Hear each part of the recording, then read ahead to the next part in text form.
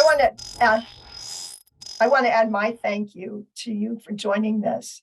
And in the spirit of the thing, I will introduce myself as a problem-solving strategic executive with the rare ability to both see the big picture and to manage the details necessary to achieve this success. My background is in startup and turnaround situations, and the majority of my career has been in media and entertainment, which is why this is a topic near and dear to my heart. So just a quick background, and I don't want to steal any young's thunder, but in 2019, theatrical and home entertainment revenue surpassed $100 billion for the first time, which is exciting. But in comparison, the games industry generated about $150 billion. So we thought we would get somebody to come and talk to us about what's going on and why that happened. Today's speaker is a gentleman named Young Kim, who's a VP of partnerships for Aldora.io, a tech startup. His latest venture follows 10 years on Wall Street, where he recently worked as a senior equity analyst covering media and entertainment companies. Those include Activision, Electronic Arts, Take-Two, Zynga, Netflix, DraftKings, and others.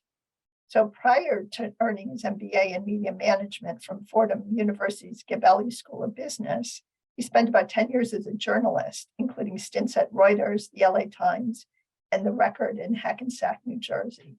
Now, Young has agreed to take questions as they occur to you, so we'll ask you to raise your hand, and he will get to them when he takes a break. And with that, Young, let's turn it over to you. Thank you, Mary, and thank you everyone for having me today. I hope I have some info here today that you find interesting at the very least. I know it's interesting to me, partly because I spent the last 10 years on Wall Street covering these video game publishers, but also because I've been basically playing video games since I was a kid, since I realized I had opposable thumbs and had something to do with them. So it's been something of a lifelong passion of mine, and who knew I was actually able to turn this lifelong passion into a career, which took me by surprise as much as my mom especially. But without any further ado, I just want to give a little background on what we'll be discussing here today. I mean, specifically for the video game publishers, since 2010, share prices for the leading publicly traded video game publishers, Activision, Electronic Arts, and Take-Two, all exhibited really strong growth, including a spike during the COVID isolation period, which, for obvious reasons, people just assumed that people at home more would be playing more video games and so on and so forth.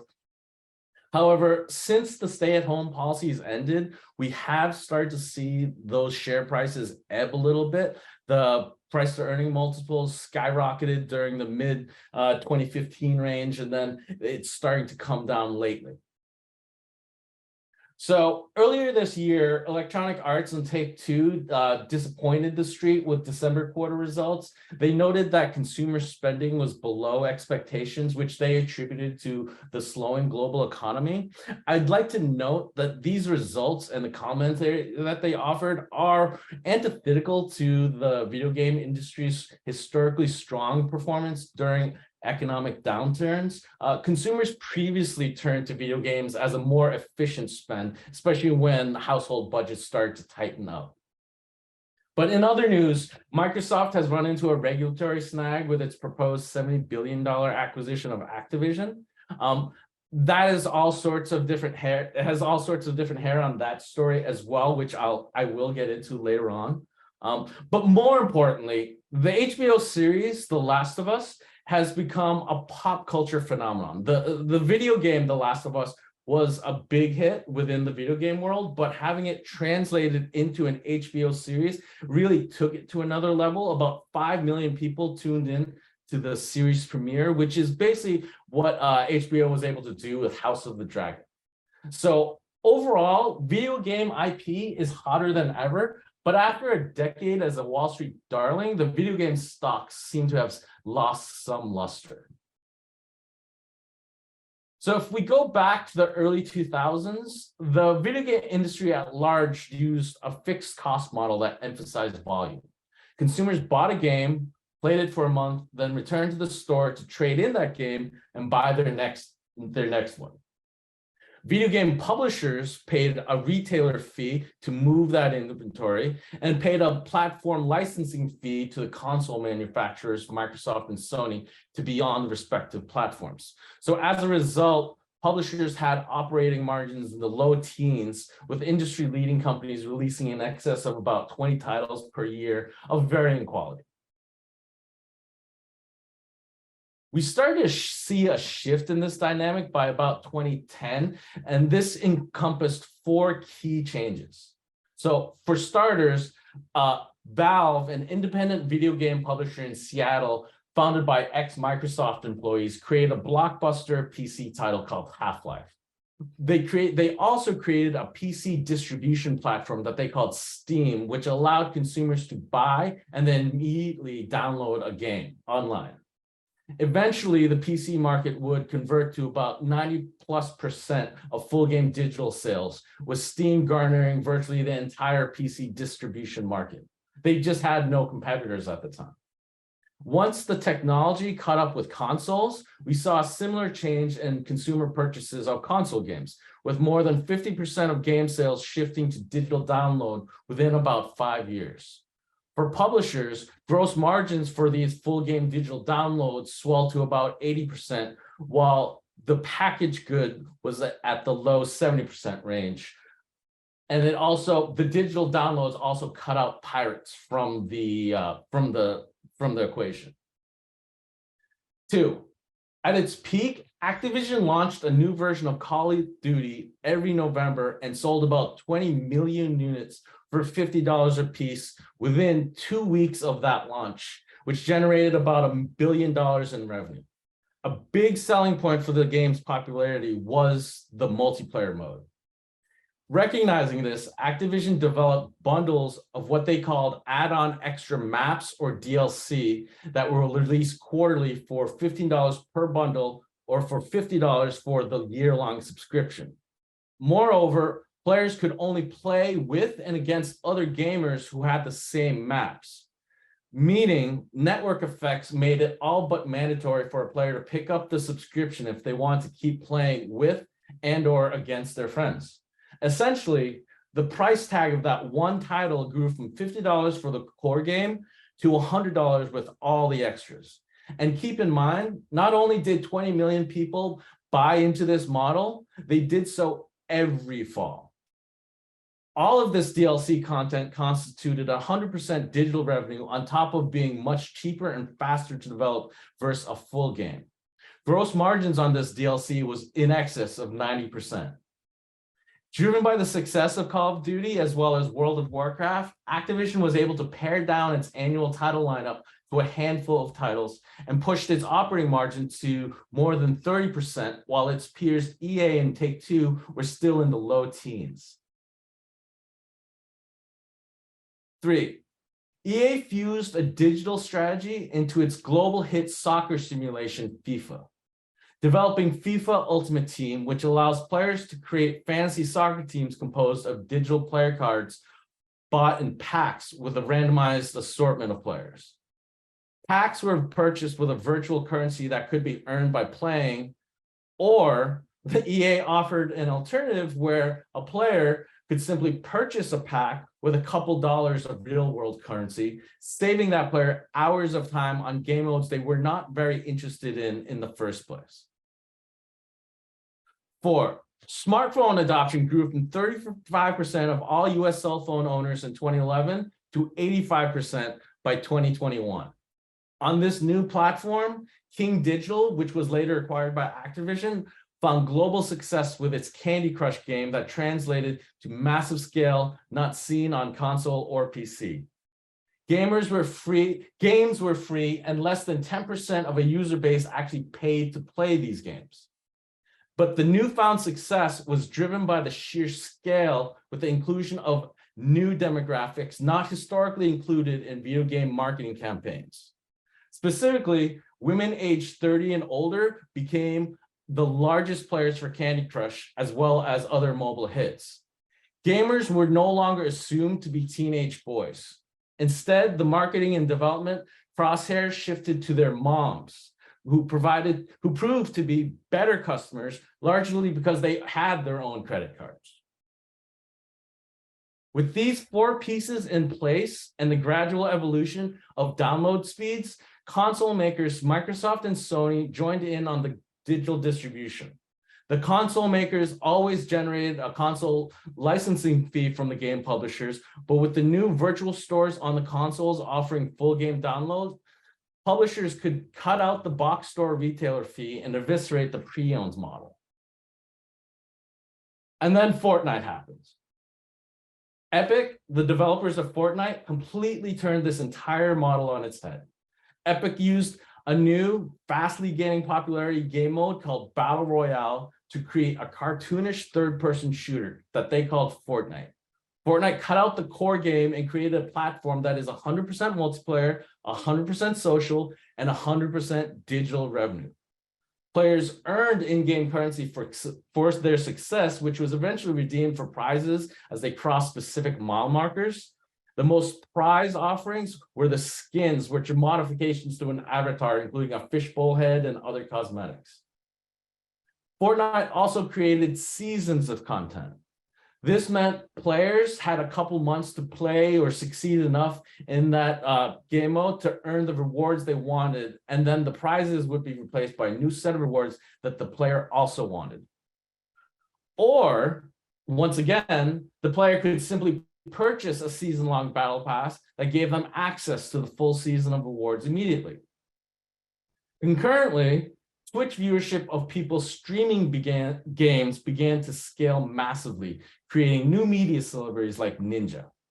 The perfect storm led to Fortnite generate hundreds of millions in 100% digital revenue, taking market share from Call of Duty and rewriting the industry model again. So that brings us to where we are now. And the big story that's out there today is the consolidation of the video game industry by Microsoft. The digital revenue uptick that pushed rapid margin expansion has slowed, and scale is now king again. Microsoft is pushing to consolidate the fragmented industry under its Game Pass umbrella for both Xbox and PC, rolling up a number of large and small studios over the last few years, including a proposed $70 billion acquisition of Activision. It appears Microsoft is attempting to be the Netflix of the video game industry, offering a massive library of content for a $15 monthly fee. Or the next big thing could be a game that utilizes cryptocurrency or NFTs.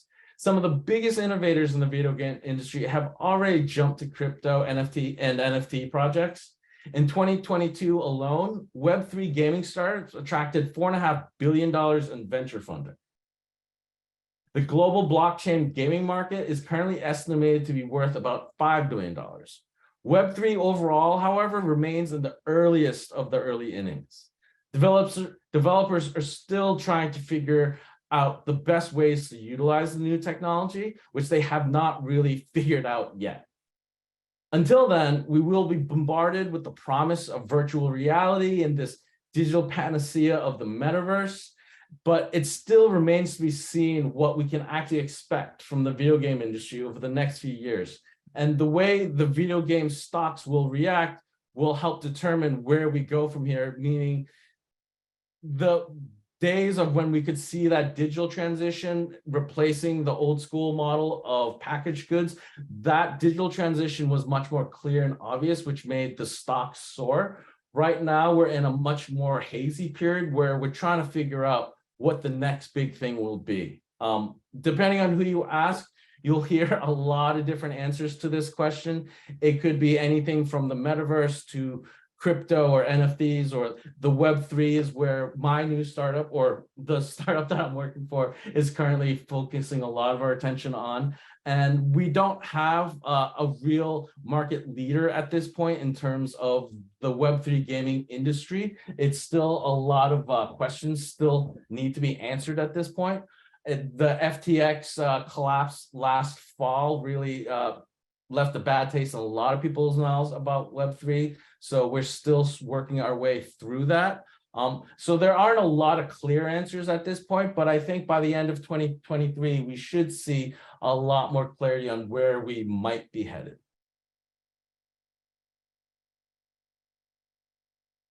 So with that, are there any other questions out there that I can help answer?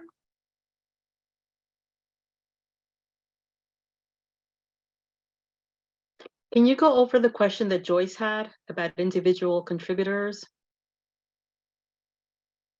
In terms of the competitive model for the games itself, or Yes, just people developing games on their own.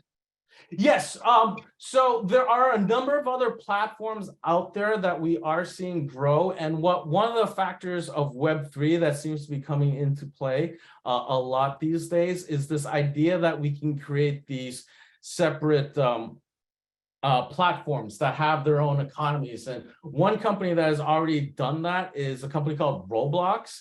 And they started out as an opportunity for sort of early game developers. What Roblox did was create the tool set and a platform where they could develop these sort of micro games.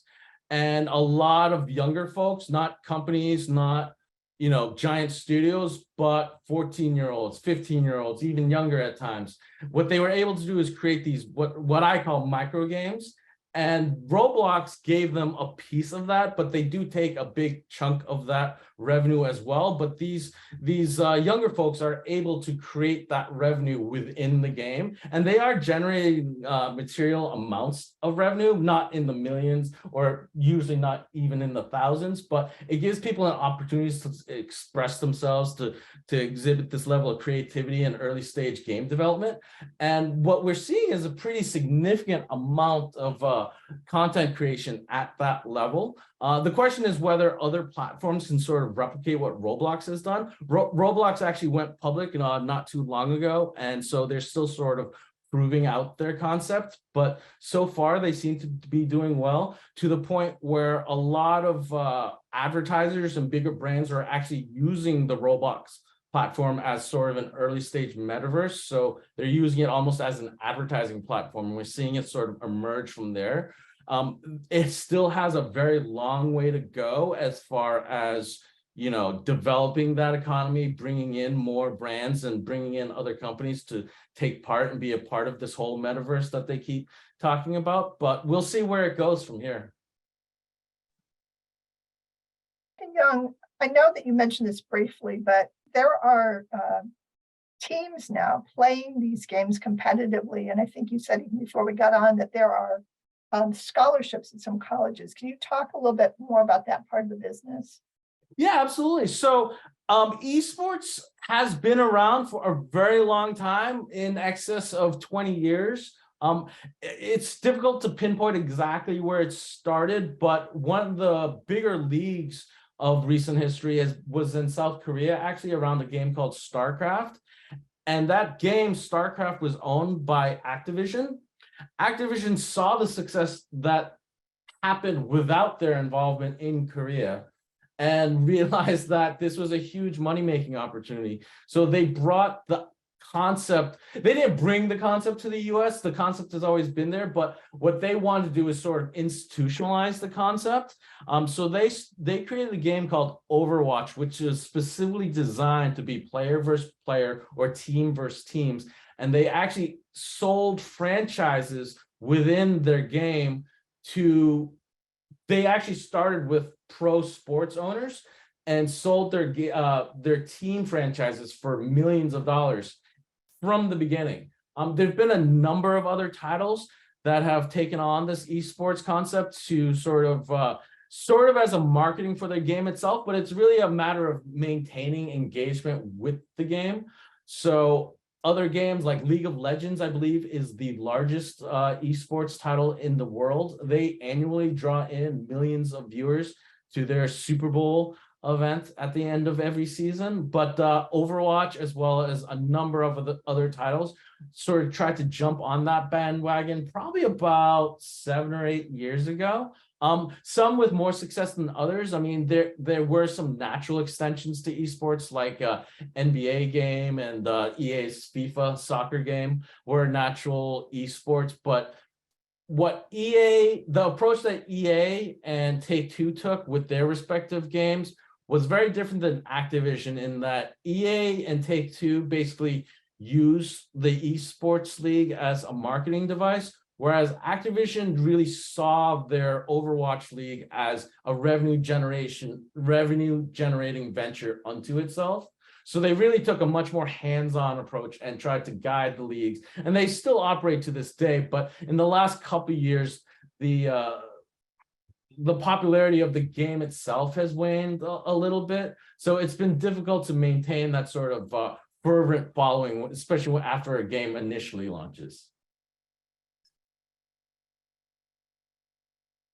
Since you have a background from Wall Street as an analyst, can you comment on the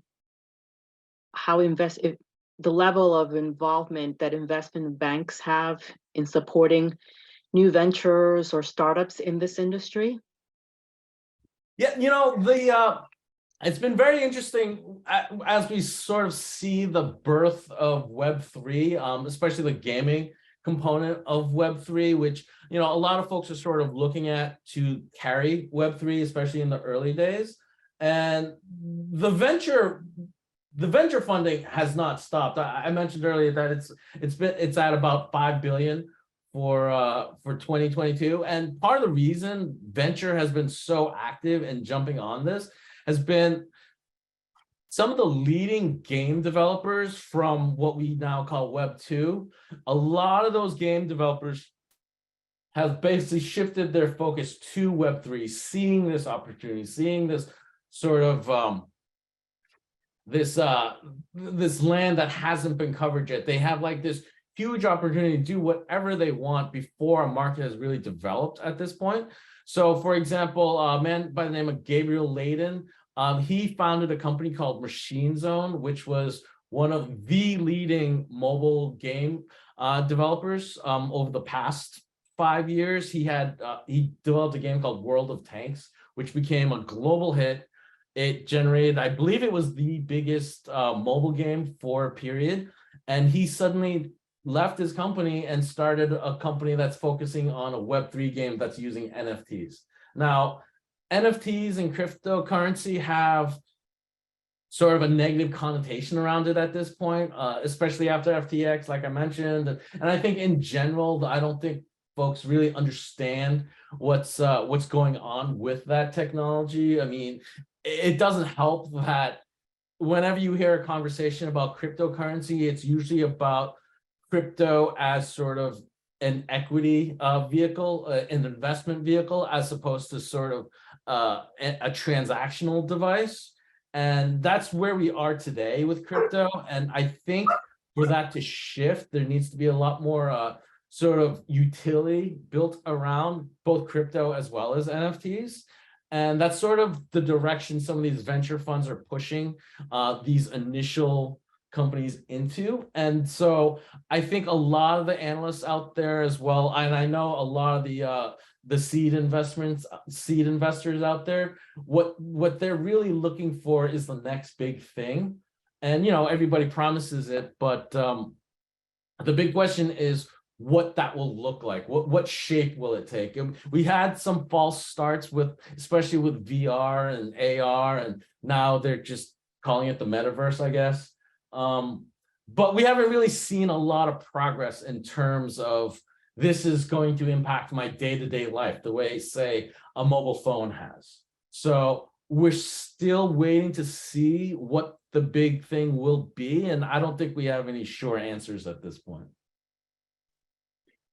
We constantly see industries being disrupted. What do you see, or can you comment on what people think may be the biggest disruptor to the current business model? I think Web3 is going to be that disruptor. It's more a question of when than if for me. Again, we still have a long way to go in terms of the technology itself becoming more utilitarian, say. But the way people play games today is nothing like we played games 10 years ago, 20 years ago. The people who play games today are way different, you know? I mean, just in terms of demographics, let alone, you know, other factors, where we play, how we play, all that stuff. What we've seen a lot of, especially what we saw during COVID, was that people start to recognize that these video games aren't really about a teenage boy sitting in the basement of his parents' house shooting up a bunch of aliens. Now, when we think of video games, it's really sort of the virtual playground that we all sort of agree to meet on. The metaverse and VR will be sort of an extension of that. But when we talk about the successful video games of today, it's really the successful ones have that social component. You can't really build a video game today, have content that's completely offline, and just expect to sell another game in like 6 months or another year. It just doesn't work that way anymore. There needs to be this idea of constant engagement, constant touch points, social dynamics to keep the players engaged and keep the players coming back. People don't just play for a day or for an hour a day and kind of move on with their life. They play for like 3 hours a day and use it as sort of the focal point of their social interactions with their friends. People have friends online that they've actually never met in person anymore. I mean, these are just changes in our society, really, that have happened as a result of this technology. And where that goes from here, I mean, that's the $1 million question, quite literally. I mean, we will see whether the metaverse has that in store, but I can tell you right now from doing the research on it that pretty much every brand that you can think of, from Coca-Cola to Gucci to Audi, are already staking out a claim on the metaverse, and they don't want to miss out. They want to be a part of whatever that's going to be. And they've already started making moves toward being a part of whatever that will be, even though they don't know what it is. So I think it's safe to say that once it hits that inflection point, which is obviously a big if, because this technology still, you know, needs to be proven out. But once we hit that inflection point, there is an endless line of corporations ready to just jump on that bandwagon very quickly. And I think we'll see that transition happen extremely fast. So as a follow-up question, you mentioned the changing demographics and the success of Candy Crush with women. Are you seeing greater investment in developing video games for women? Absolutely. If you look at the top 10 mobile games on iOS right now, I don't know what they are off the top of my head, but if you look at any list of top mobile games, there are certain games that are clearly not designed for teenage boys. One game that I will remember for the rest of my life because it was so, not to offend any Kim Kardashian fans here, but it was kind of upsetting to see the Kim Kardashian video game that came out, I think around 7 or 8 years ago now. I mean, it was basically an app, very low quality, which I only say because it was obviously not terribly expensive to make. And it was clearly designed for teenage girls. The game was about Kim Kardashian, or, you know, I probably shouldn't say teenage, but maybe 20-something women, because the game was about creating character, dressing her in certain brands and fashions and so on and so forth, and getting dates with really hot guys. And yet, I mean, this was a video game, which I've never played in my life before or have heard of before. I mean, the design around it, whether you agree with it or not, I mean, you know, I didn't, but I know it was an extremely successful game for years on end. And there's another game out there that's all about designing and decorating a home. I mean, the game concepts have completely changed when, I mean, it's no longer the days where you're a soldier running around the jungle looking for a captive, or, you know, any of those common storylines, like zombie apocalypse, and you have to rescue somebody, or, you know, all of those concepts, they still exist.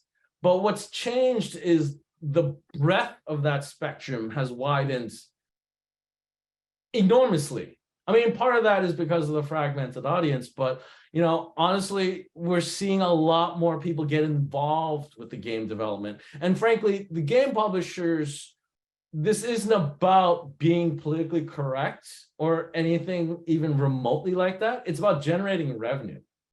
And what these game publishers figured out is that they were ignoring, what, 75% of the global market by focusing their games on very specific topics. So by widening that, we're just seeing all sorts of people playing video games, whether it's on their phone, their iPad, or what have you. But the definition of these games have changed unto themselves. So we're just seeing a lot more folks involved. So, Young, you talked about the move toward consolidation in the industry. You talked about Web3, and you've talked about the move toward social, making these kind of a social environment. Given that, where are the opportunities for new businesses to come in? Do they need to be hugely capitalized, or are there still opportunities to create new games? Because of this emphasis on scale, it makes the small independent developer, it makes it a lot harder for them, because the cost of development, although they have come down a certain degree, there was a day when 3 people in a garage with a really super powerful computer could develop a mobile game. And that's still true today. A small company, a small group of people can make a game. The problem or the challenge is in the discovery. So if you look at Apple iOS, the front page of apps, there's what, like 100 apps on the front page. And then if you dig deeper into the well of apps in the iOS store, we're talking in what, the hundreds of thousands, the tens of thousands? I'm not even sure. So the challenge isn't really making that game anymore. The challenge is getting discovered by any kind of audience. And then from there, if you can just get discovered, you have these network effects that kind of take you out from there. So the advertising component becomes very expensive. The cost per subscriber becomes super expensive, because you're just trying to stand out from 100,000 other games out there. And that's where the challenge comes in. If Activision decides to make a new mobile game, they'll just call up Apple and say, hey, we should come up with some kind of marketing agreement where you put us on the front page of your iOS store for a week, and then we'll put Apple on the front page of our thing for a week, and, you know, on and on and on. So that makes it very challenging for the smaller developer. But, you know, every now and then we do get these stories of a small indie game that came out of nowhere to become this viral sensation. I mean, we see it on, you know, other social media platforms. So it's not, you know, impossible for a game to do it, but it does make it very difficult to stand out. So I have another question in reference to regulations. There's a lot of talk about regulations geared towards minors and what genres they can be exposed to, and privacy. Do you find any, at this point, are there any regulations affecting the industry that you find challenging because it would attack their young demographic? The biggest thing that has actually happened to the industry, especially in terms specifically about mobile games, has been the IDFA. Basically, what it means is that Apple and Google, or Apple and Google specifically, they can't just willy-nilly give out your personal data. That's a super simplification of the law, but basically consumers have to opt into that data being used with other companies, essentially.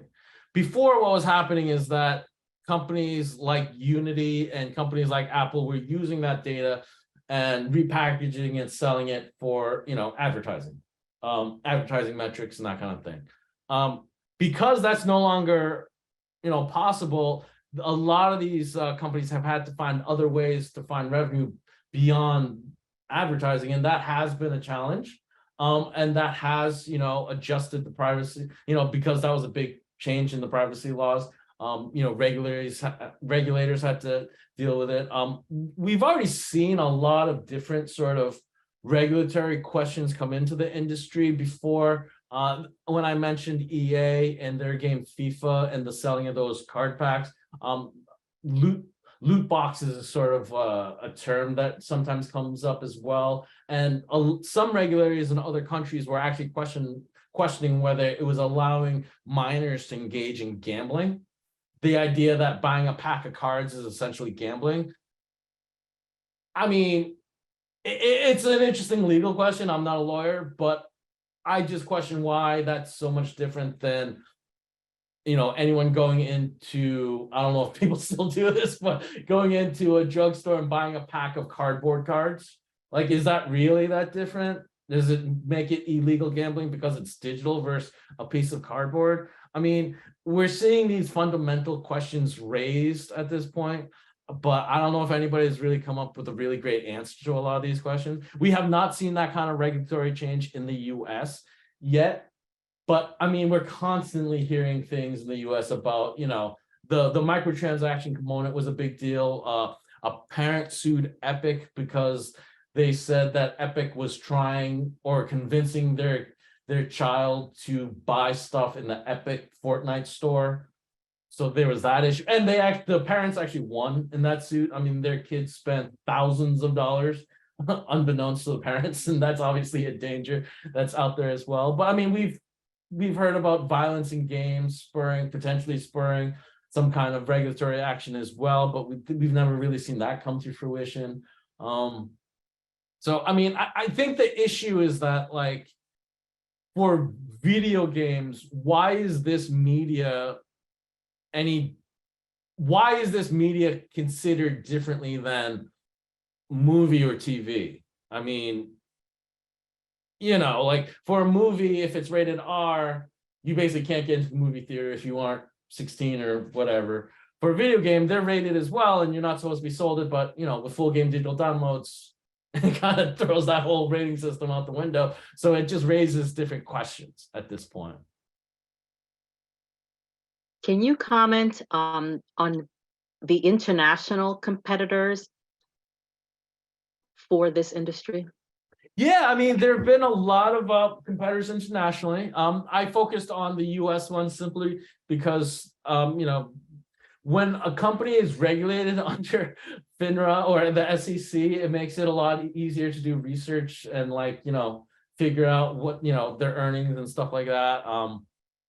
Some of the bigger companies international, the biggest one internationally is probably Ubisoft, which is based out of France. They make a title called Assassin's Creed, among others. That's their biggest title. There's a huge publisher in Poland. It's called CD Projekt Red, and there's a bunch in Asia as well. But for the Asian studios, they tend to focus more on mobile than the US and Western European developers do. It's just it's a function of the market itself. Mobile games, by and large, are much bigger in Asia than they are the US. Part of that is just the scale of console and PC ownership versus mobile phone ownership and that sort of thing. But yeah, the Asian market is just much bigger in terms of mobile, so that's why we see the developers there leading that way. The exception being Japan, which is still home to Sony.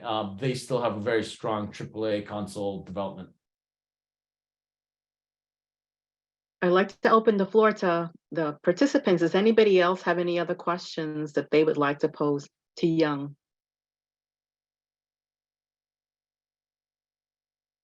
Hi, Young. This is Laura Guyman. I have a couple questions for you, actually. I think when we started off this discussion, you made a comment about how some of the companies that had recently reported earnings, saying something, that the results were disappointing because of sort of what's going on in the macro environment. And I think you said that historically, in sort of these types of environments, the video game publishers have done quite well. And so it was a little bit different than what you've seen in the past. Can you talk to that a little bit more? I guess I'm wondering what your view is on A, what that means, B, do you believe what they're saying? or has there been some fundamental change? Do you think it was an excuse? I mean, how do you react to that?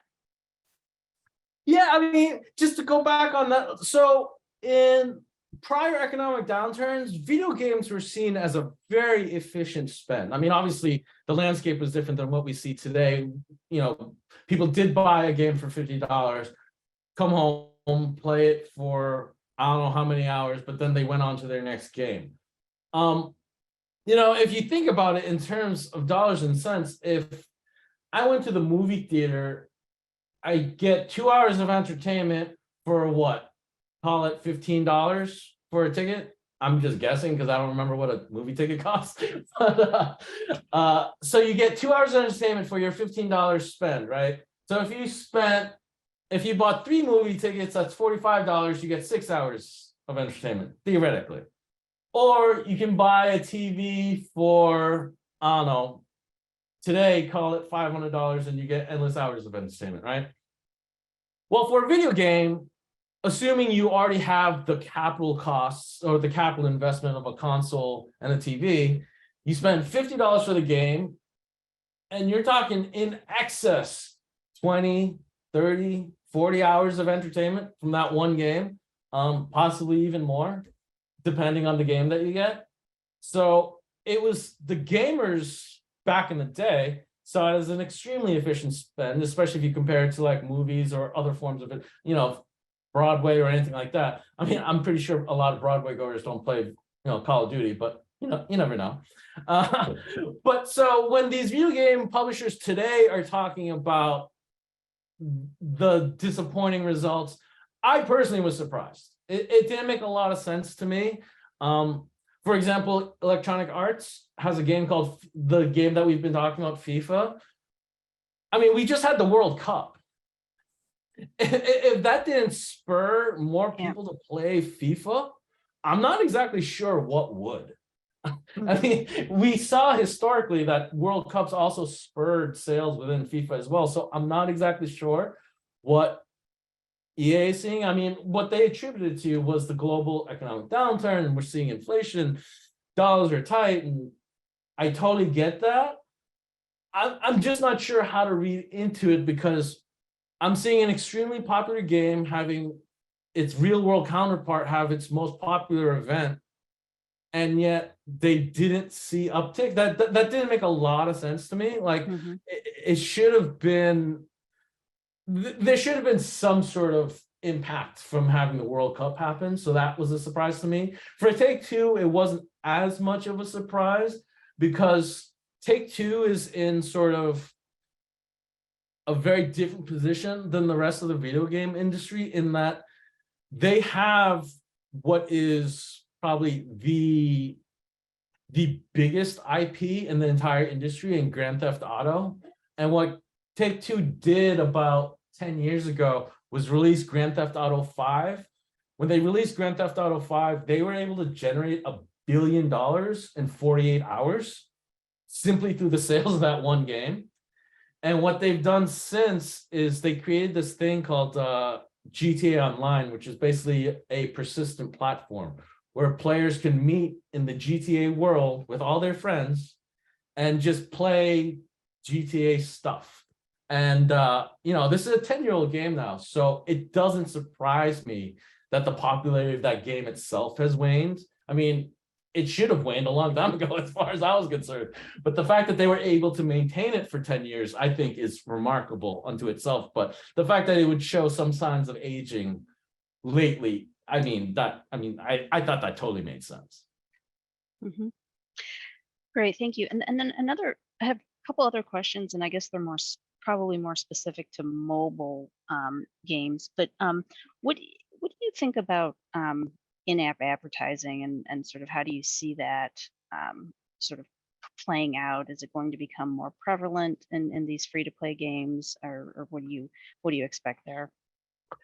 So with IDFA, it's made that in-game advertising that much more difficult that a lot of these developers, I mean, they all recognize that they have this advertising sort of life preserver, because 90% of the people who play free games don't actually pay anything. So they're very cognizant of that. So what they've been trying to do is sort of push these microtransactions further and further. And the question is, when do you hit that wall? When do you hit the point where your gamers are so tired of you advertising so much at them that they're just like, enough? Or they're so tired of you pestering them to make this $1 transaction, they're just ready to call it quits and leave the game. So they're constantly trying to juggle that. I mean, the interesting component for me, or the most interesting games to me, not like interesting in that I want to play them, but the most interesting business models of all these games have been the fake gambling apps. And that's just what I call them. They're like slot machines. So the thing to understand about these slot machine apps that you see out there, they offer no real money. There is no real money that you can win, but you spend real money to pull that arm, which to me is just an absolutely mind-blowing dynamic. And as crazy as this sounds, and I hope I don't offend anybody in the room, but I've actually talked to the CFO of some of these game developers, one in particular of a game developer who made a slot machine game. And they treat it like Las Vegas. They have a wall in their studio of what they call their whales. So they have their top 10 spenders, and these folks are spending thousands of dollars per month to pull that arm with no real money win. And so what the studios will do, they'll actually call the players and say, hey, Mr. and Mrs. So-and-so, can we do anything to make your experience more enjoyable? Do you want some free tokens? Do you want this? Can we make this better? Do you like this color versus that color for your avatar? Would you like a new hat for your avatar? I mean, they completely cater to their whales, like any Las Vegas casino would, which I just find completely remarkable. But that's less than 1% of the people who actually play these games. By and large, the free to play gamer world is free. So yeah, these studios are pushing ways to find new ways to generate money, and I think that's why there's this big push or this eye towards what Web3 technology can possibly do for them.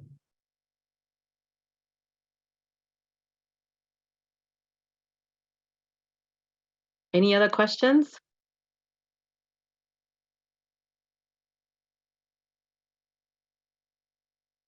One quick question, Young. What do you think's holding up the Activision Microsoft transaction? Honestly, I think it's all politics. The rationales that I always mispronounce the acronym, but the European Regulatory Board, their rationale just made no sense to me. I mean, Call of Duty is a huge franchise. World of Warcraft is a huge franchise. Microsoft owning those two huge franchises would be a drop in the bucket for the video game industry at large. So I don't see any kind of monopoly or any kind of like competitive advantage that Microsoft would get just by owning multiple huge franchises. They already own multiple huge franchises.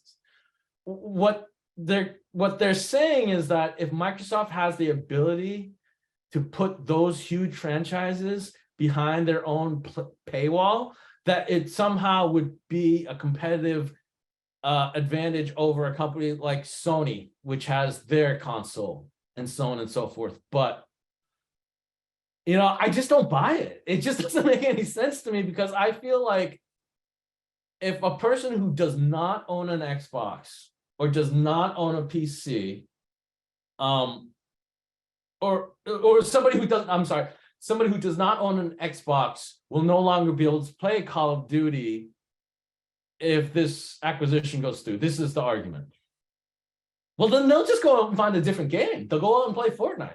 They'll go out and play Battlefield. I mean, it's not like any one of these games has the entire market cornered. Even if Microsoft tried to buy Epic, which I completely made up, is not on the table in any way. But even if Microsoft tried to acquire Epic, I don't see how that changes the dynamics within the industry itself, because the market itself is so huge. It's difficult for me to say that any one game would turn that tide completely for any player in the industry, really. We want to thank you again for sharing your expertise with us and giving us a little preview into a part of the industry that we haven't looked at much before. So thank you.